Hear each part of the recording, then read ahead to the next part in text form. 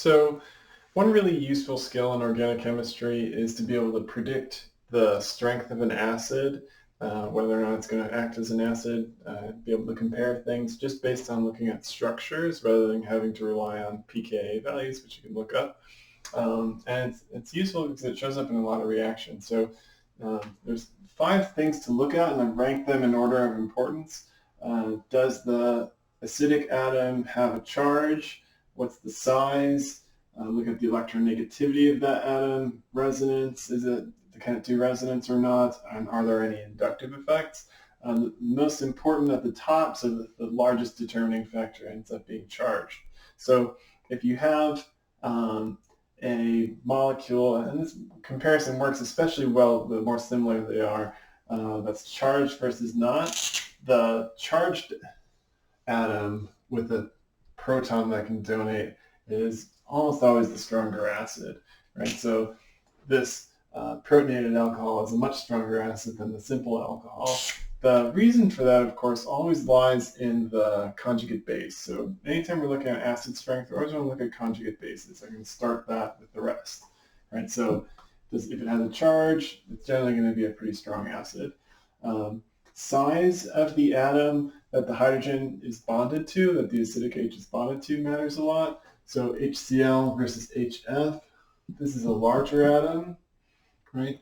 Larger atom matters because we're looking at conjugate base stability. So a larger atom with a negative charge is going to be more stable compared to a smaller atom with a negative charge, and that size allowing that charge to spread out, so you end up with a much more stable conjugate base, right, and then the stronger acid.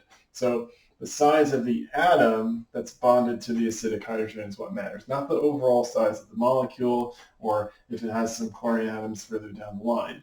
We're talking about size of the atom bonded to the hydrogen itself, right? So electronegativity plays a role. So you look at charge or size first. If those things are equal, look at electronegativity. Right? Comparing water and HF, our conjugate bases, our hydroxide and fluoride, right? Which one's more stable? In this case, will give us the stronger acid. So since the size is around the same between oxygen and fluorine, the more electronegative one is fluorine. Right, that's going to be a more stable conjugate base, so then a stronger acid.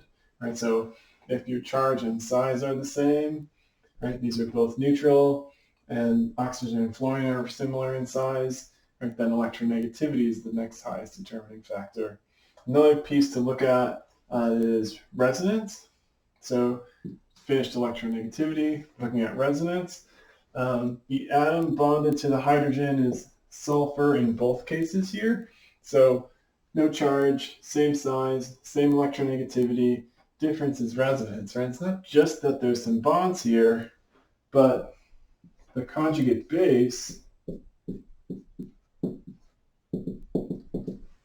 right? Instead of just having a negative charge on the sulfur atom, that negative charge can spread and share those electrons throughout this ring here. That's going to make this a much more stable conjugate base, right? Making the atom attached to the hydrogen that can do resonance, making that a stronger acid. And so there can be more complicated comparisons where there's multiple things in effect. It's not always possible to predict which one's stronger based on just looking at the structure alone.